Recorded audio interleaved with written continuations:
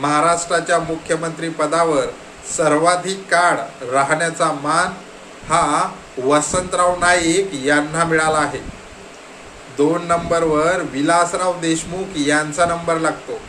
2 वेळा त्यांनी मुख्यमंत्री पदाची शपथ घेतली आणि 7 वर्ष ते मुख्यमंत्री होते। 3ऱ्या नंबरवर शरदचंद्र पवार साहेब आहेत की त्यांनी 3 वेळेला मुख्यमंत्री पदाची शपथ घेतली आणि जवळपास 6.5 वर्ष ते मुख्यमंत्री पदावर होते। म्हणजे हे 3ही वेळा ते वेगवेगळ्या कालावधीत होते।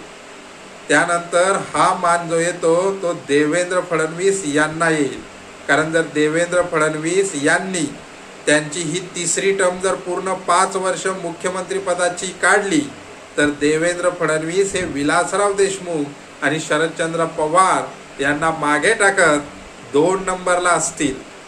तरी महाराष्ट्राचा मुख्यमंत्री पदाचा मान सर्वात जास्त कालावधीसाठीचा वसंतराव नाईक यांनाच जातो।